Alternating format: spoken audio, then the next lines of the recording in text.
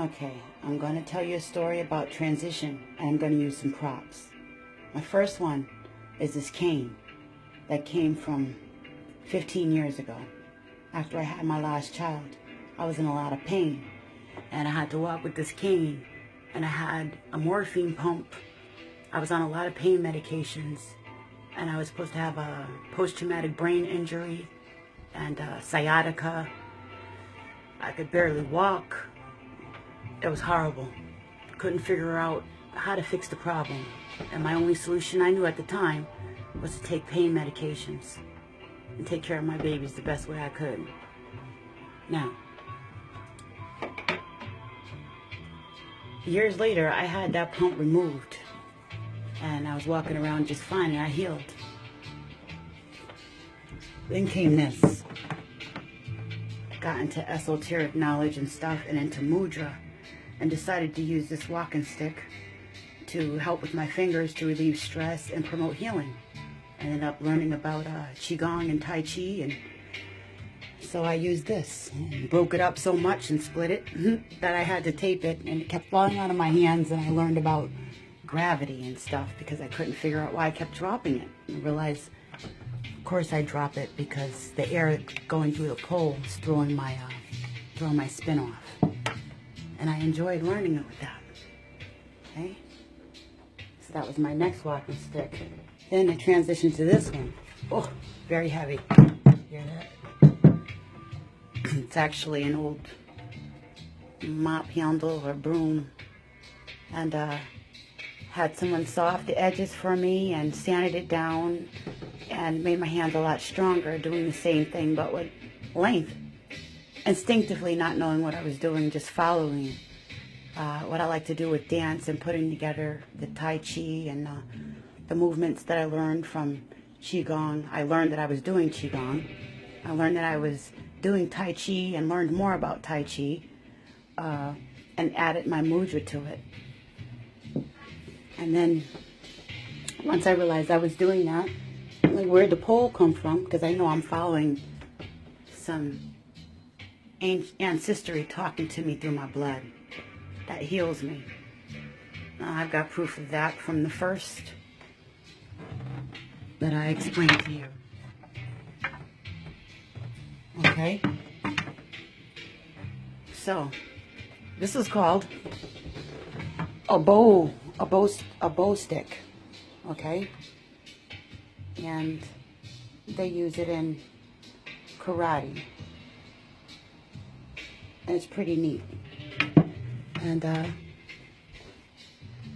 my next one I'm going to transition into, that I'm already predicting because I've been looking at it, is a retractable bow stick. And I've already seen that in a dream years ago. Didn't realize what it was. And look at that. Beautiful transition. What speaks to your heart and it's talking to you? Will you listen? Professional so that you could help people, so that you could teach people, so that you could be in a position of student and teacher, because a real teacher is always a student, because you can't teach if you stop learning. You know, there's always somebody new, something new there, you know, and teaching is about keeping it fresh and, you know, being prepared to present your ideas and your knowledge to all types of people. So did you become a teacher, a leader, to help people? Or did you do it to tower over people, to make yourself feel comfortable and to hide in that space where you didn't have to feel vulnerable?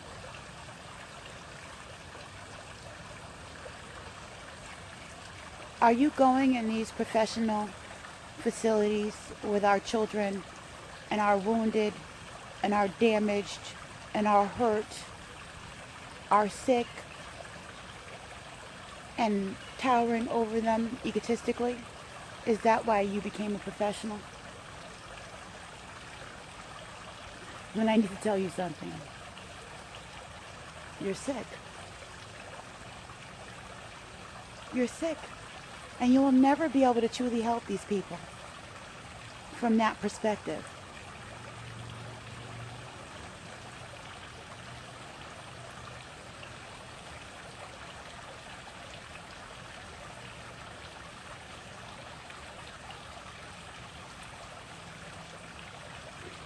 You have to want to help people because you've been in that space and you know they can make a way out. You see them as a human being and you realize that something is wrong. You do that by seeing that there's a program. We've all been programmed somehow, even you.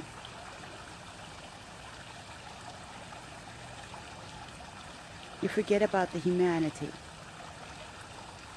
when you go in thinking,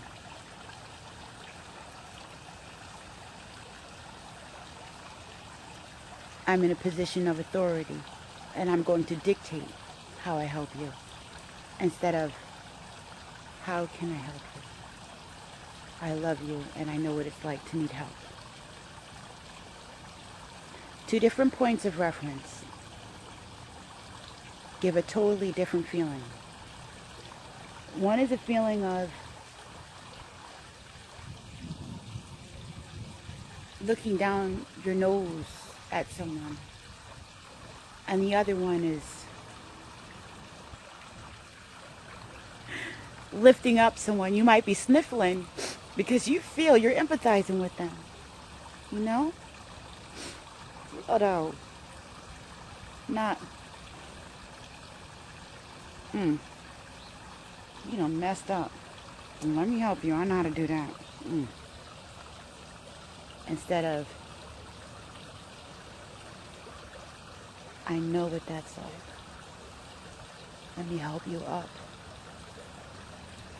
Because I need you.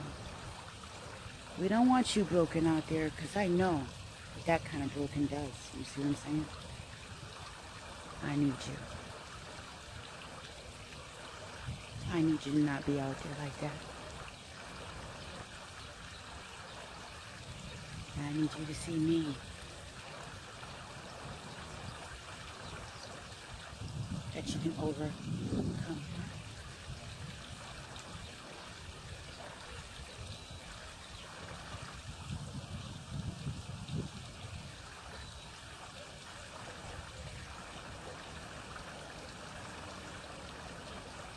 You can overcome that.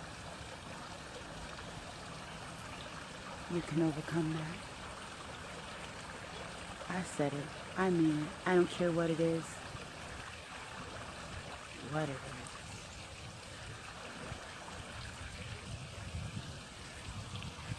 Put it in your head that you can overcome it. We're going to do it. We're going to do it. We're not going to give up. We would die trying. Okay? How about that? We're just, no excuse. We're overcoming it. Makasa Sukasa, I got you. We're going to overcome it. But I need you to not be egotistical and tower over me while I'm trying to do it. I need you to really care about me, not try to govern me because you have resources to so-called help. But your help is dysfunctional if you're looking at me like this instead of like this. Come to me and realize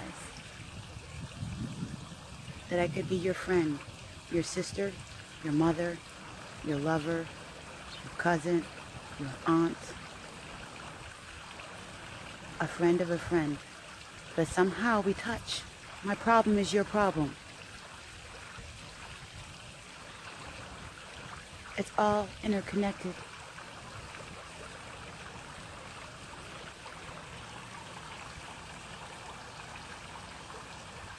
So don't come at me with your degrees. Not with paper. What degrees of the hearts you got? That's all I want to know. Because the rest of it's bull. You wrote your ticket long enough on bachelor's and master's and certificates and doctorates. What's your heart like? Are you really trying to help me? Or are you trying to help yourself feel better? By making me feel small because you have to help me. Because I have to come to you for help. Are you really trying to help us? Are you in that profession to help? Or are you there to govern, be egotistical, and to make other people feel uncomfortable? Because if you are there for those reasons, shame on you. Time's up. Okay? You're dysfunctional.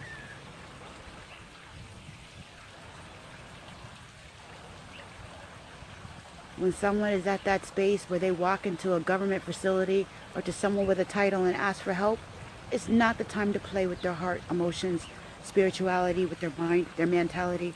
It is such an evil thing, what's going on. We send our children every day to school where they get terrorized and abused by people upholding spiritual principles that are just foul. There's no reason for you to be messing with them children that much, making them feel insecure about themselves. What's going on with you? In your home, in your heart? Why are you even there? These are children. And you know the parents are working, trying really hard to provide for these children.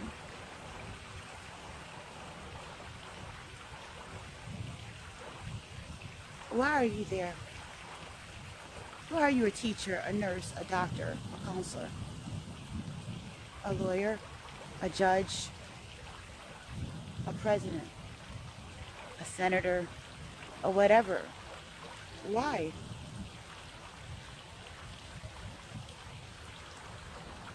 Why? The why needs to be answered now.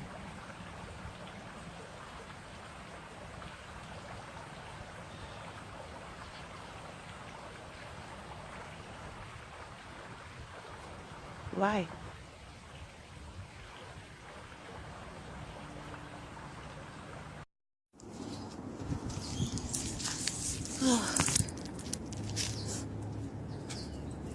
I'm out here in my garden and birds are chirping, and I was thinking it's so difficult for me to talk about myself.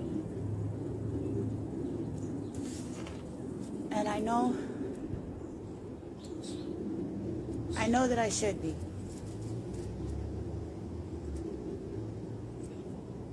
But I just don't know how.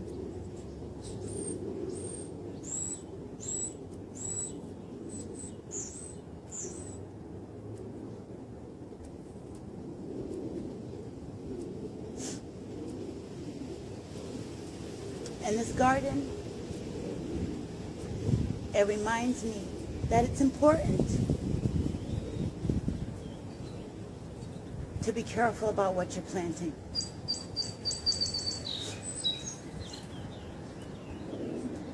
There are many different kinds of seeds.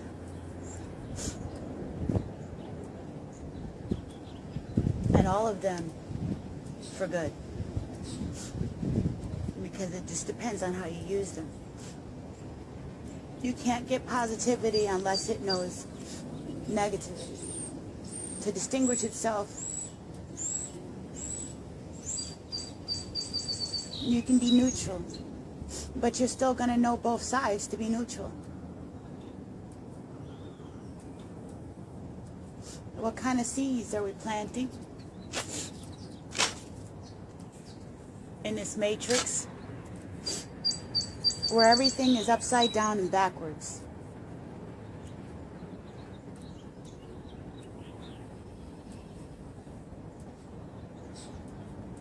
When we are young, and our parents teach us, as they respond and they react to life around them, things happen. Things are taught. Things transpire.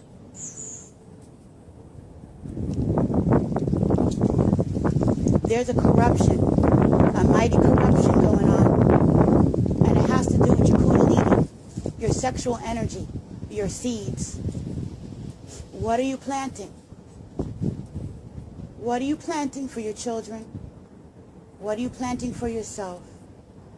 And what are you planting for everybody that comes into contact with you? is what I asked myself. I come from a corrupted seed. I am an incest survivor.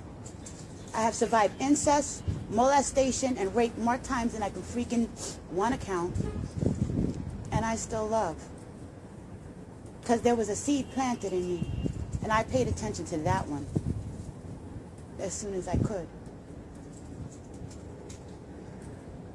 You may never know it to look at me, what I've been through. I've got some mighty dark stories to tell. I know hell.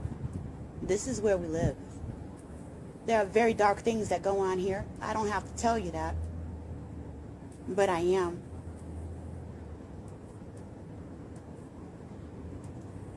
All seeds are not alike. We got a hard copy, a couple of templates that everybody's supposed to be fitting into. And it don't work like that. You got low light and high light plants. And it just seems like they're sticking the seeds in the wrong place and corrupting them with the wrong types of nutrients. We are the seeds, our children are the seeds.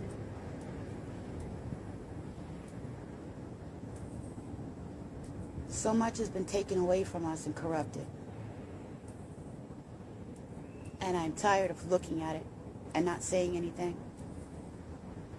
Because I wonder about the sickness of the matrix and how we all overanalyze each other in a negative way instead of being able to pick the positive things out of something and come up with solutions.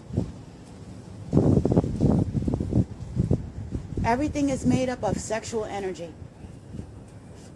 It all starts with a seed, with passion. You don't wake up without passion. You wake up because you want to freaking wake up. That's a want. That's passion. You want to breathe. You want to go outside. You want to eat certain things. You want to look at certain things. You want to touch certain things. You want to wear certain things. You want to smell certain things. It's all passion. Like the kind of flowers you pick for your garden. They have distorted our passions. It's time to take it back.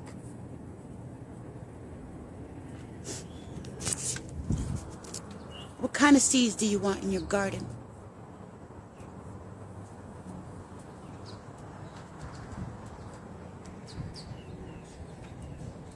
Aren't they lovely?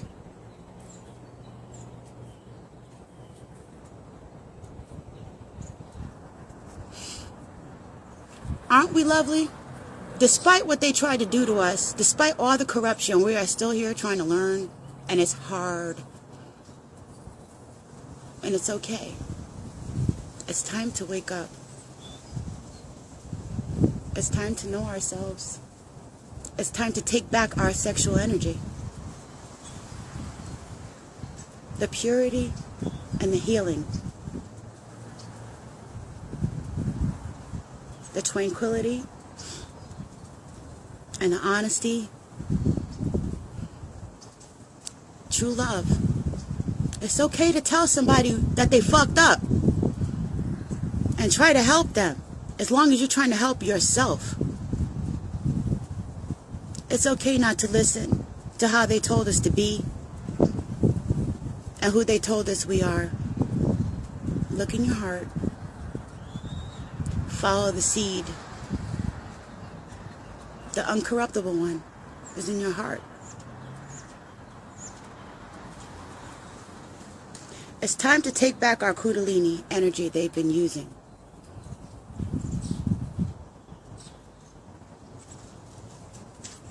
Much love, family. I walk right through that walkway, go right past that brick building, go right past the graveyard, and I come right over here to that.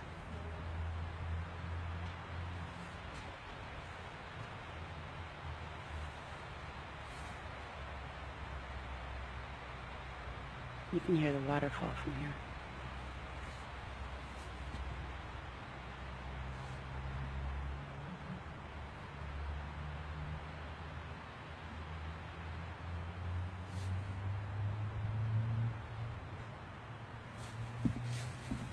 Perfect.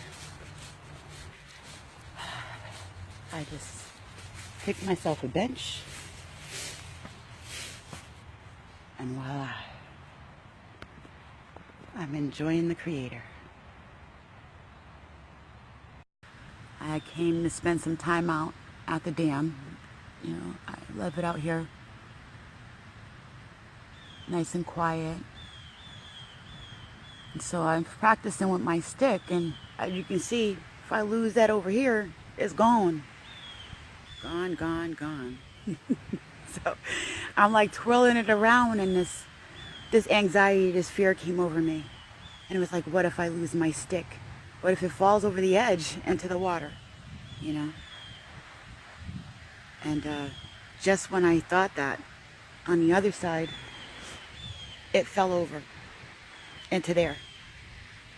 And so when I got on my knees to see what happened to it, I realized that that's what needed to happen. That I needed to not be afraid to lose what I have. I mean, I wouldn't be able to practice if I was afraid of losing my stick. When by losing my stick, when I bent down to see if, you know, how far down did it fall? Did I lose it indefinitely? Would I walk down and get it? Was it reachable? I got closer to the earth. And it felt good. I reached for my stick, and I realized that through our mistakes, you can't miss. Even through the mistakes we learn. And it felt so good to be close to the earth in that fear, and had lost a stick, but looked down and was able to reach it. If I was willing to hang over the edge to grab it. So I did that. And when I grabbed my stick, I just cried, realizing that it really didn't matter one way or the other. It was just going to be what it was. And I was going to be who I am. Whether I had the stick or didn't, I was going to learn. But I would learn more by being willing to lose the stick. And so the object was to be able to exist with or without, and that it doesn't matter, to know that you're just going to be regardless.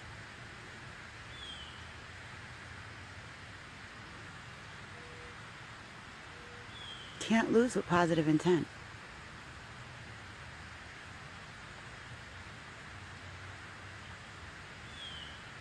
I felt a deeper level of connection with those trees and my vulnerability and frustration that I wouldn't have had holding on to the damn stick, thinking it was a bomb diggity. You hearing me? Much love. Okay, I want to share this with you while it's easier for me to explain.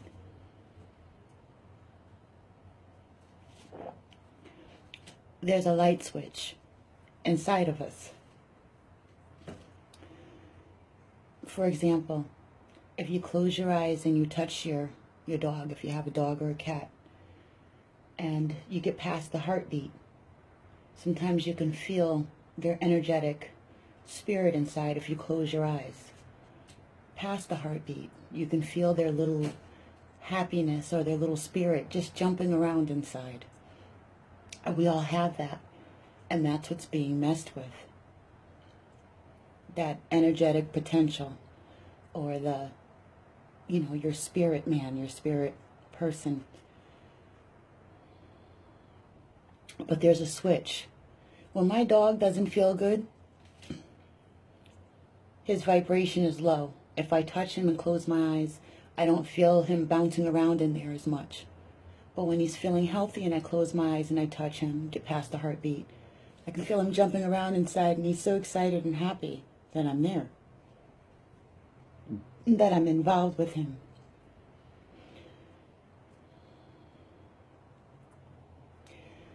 No matter what I go through in life, I've learned that I have the right to that switch. And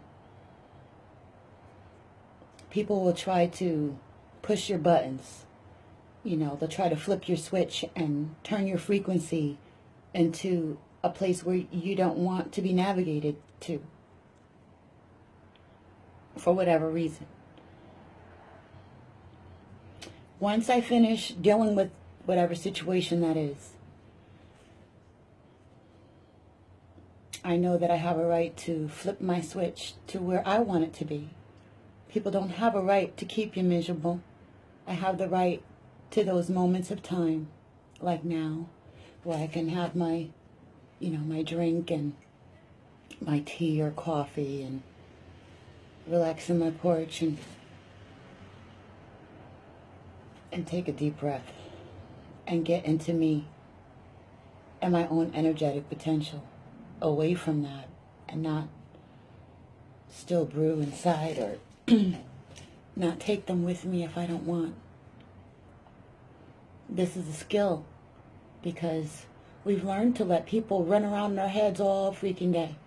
And even with knowing that I have the right to flip the switch, it still takes some practice. But the awareness is giving me another level of freedom. There's a number of things that I can do to find my own vibration, to feel myself. I can play sound and noise frequencies. I can do yoga. I can do like I'm doing now. I can take a nice hot bath with my salts. Play with my children.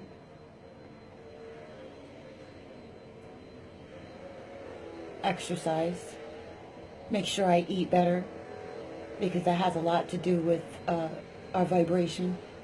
But there's plenty of tools that they don't tell us about. As a matter of fact, they seem to put obstacles in the way of those things deliberately. Like, if you live in the city, how hard is it to get the proper foods during certain times of the year to fit your budget? Or if you're in the inner city, how hard is it to find some quiet space where there's not sirens or noise around you? So, there's obstacles. Financially, some people are in relationships that are more like hostage situations because of rent and things like that. So sometimes we're tied to things that make us feel offbeat, make us play someone else's tune, march to someone else's drum. And we just want to feel ourselves. So it's a choice. I've learned it's a choice. Literally, sometimes I have to make myself pull away and get things out of my head and just be me, or I will get lost. So that's the switch. Hope it helps you.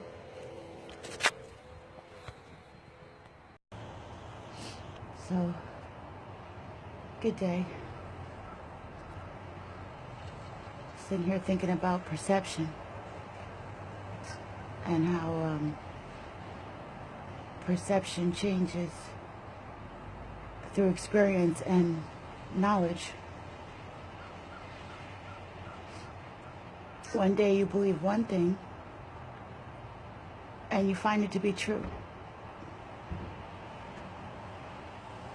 And when you learn something or you go through life experience, it changes. Hopefully for the better.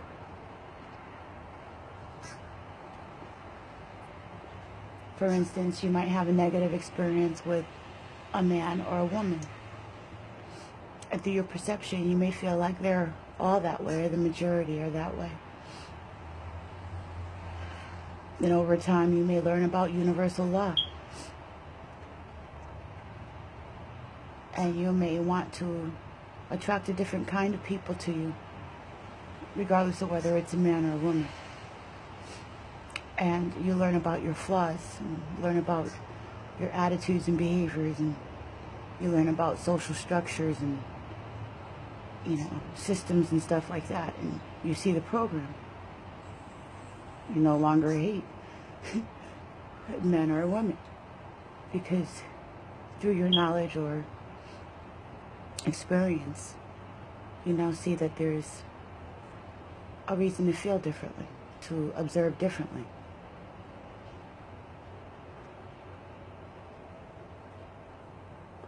You may hate the color black and realize that for what it encompasses all colors. You may not like white, but realize that it dilutes all things. So there's a need for everything, and the way that we perceive it, the knowledge we have while doing it, changes the way we look at it. For instance, my dog Benjamin, I went and bought him a toy. I'm in the store, I'm trying to pick out the most interesting toy that I can find, and it makes this little squeaky sound, and and it looks cute, and I think it was a bird I got him, and the color was fabulous. And then I thought for a second, I don't know why, but I said, do you think this dog would like this color? And I was informed that dogs don't see color. The color is for us. And so all these toys, the reality that all these toys I was looking at in the aisle that were all these fabulous, interesting colors was not for the dog. It was for the people buying it. So we enjoyed buying the toys and giving them to the dog more so than the dog itself enjoyed the toy, maybe the sound or the shape, but it certainly wasn't paying attention to color. So a light went on, I was all up into what color Benjamin, my dog, would like too. I felt like an idiot. But that's life,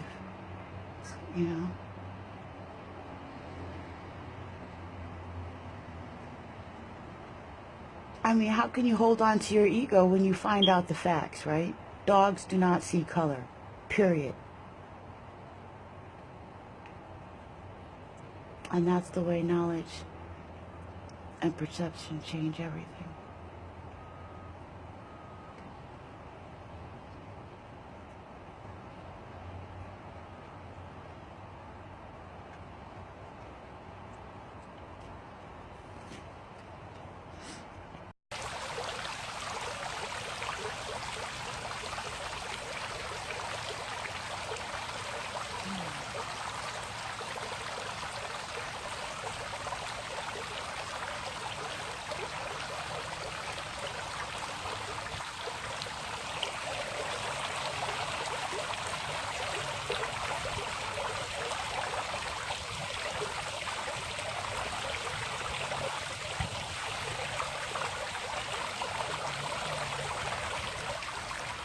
Yeah?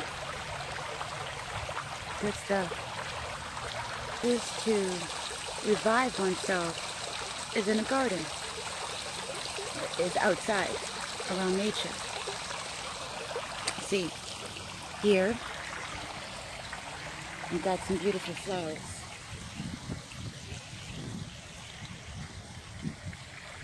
Right? See how beautiful this place is. There's no one here but me.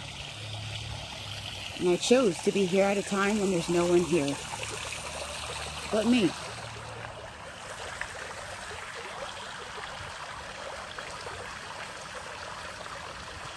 Do you hear that?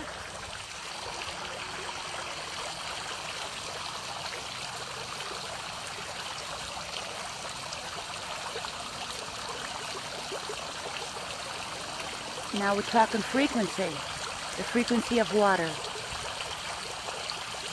Okay. You have the sunlight. You have the greenery. Color green is good for the heart chakra.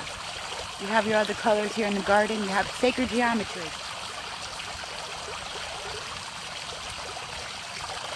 Take your feet and you put them in the grass. Just kind of walk around. Look at stuff. Listen to the sound of water. Watch the birds.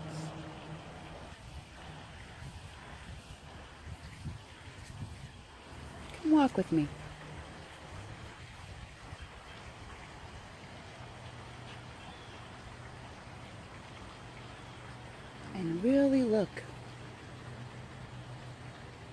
how the light bounces off the plants, how different they look in shapes, sizes.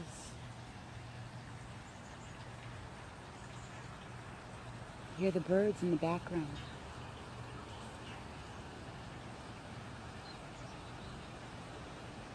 Hear the wind blow through the leaves in the trees.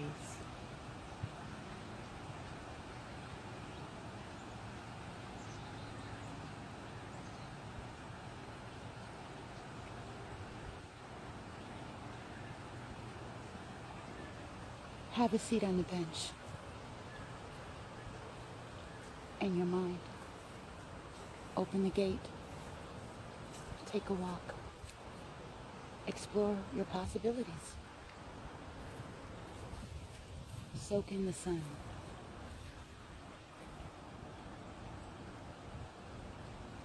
Raise your limbs. Touch the leaves.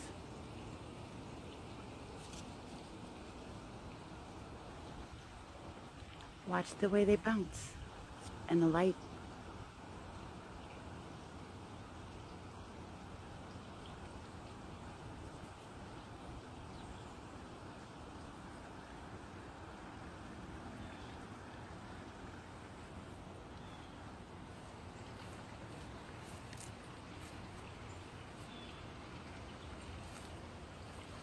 Listen to the way the leaves crinkle under your feet.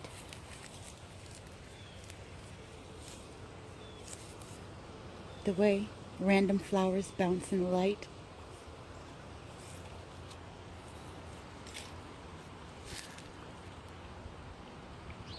The way flowers seem to think they're going to get away with falling asleep, while some go to sleep, others are just waking in their splendor.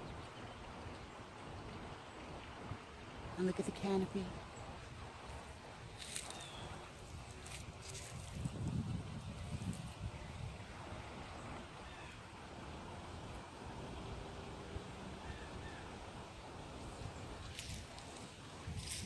Stand under the tree and look up and try to catch a different perspective. Look at how the light glimmers through the leaves and how transparent some of them are. The glory of the Creator is wonderful and awesome, and everything awesomely made. What splendor!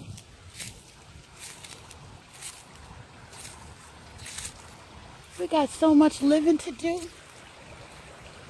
Simple things. Simple things that make the heart bounce.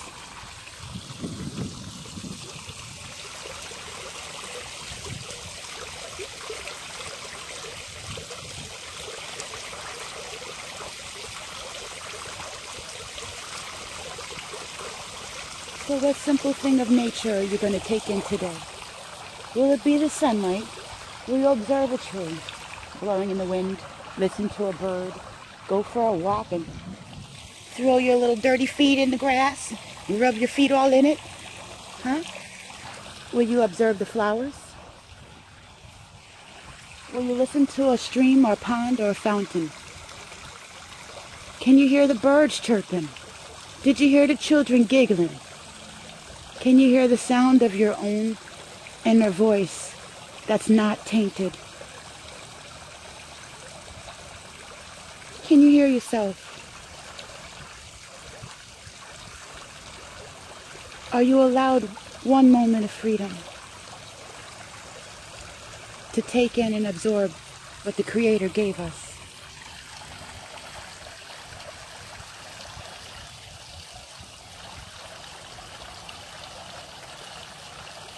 Take the time.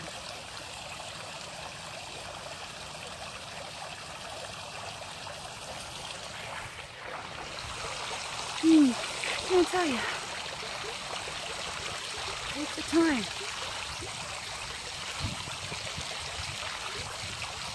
Take the time. Just a little bit of time. And then I bet you we'll be able to smile together a lot more easily. If you take the time for you. Maybe you can love on me.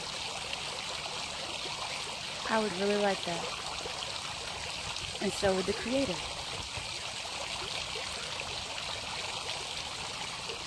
Take your healing moments. Simple things. Don't cost anything. Just to listen and observe what's already here. I don't eat chicken.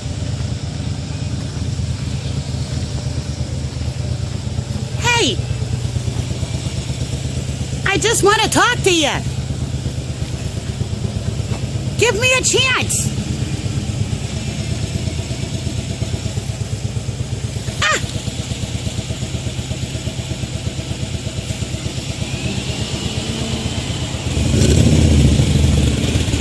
Sweetie pie, hey, can we have a talk? I always wondered what your life was like. Like, what are you doing out here? Just hanging out. Huh?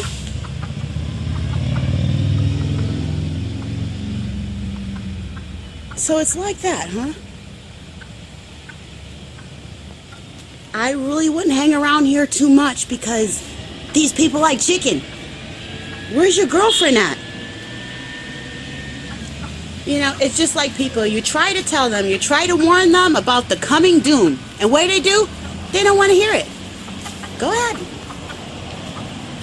See that? Another day in America, folks.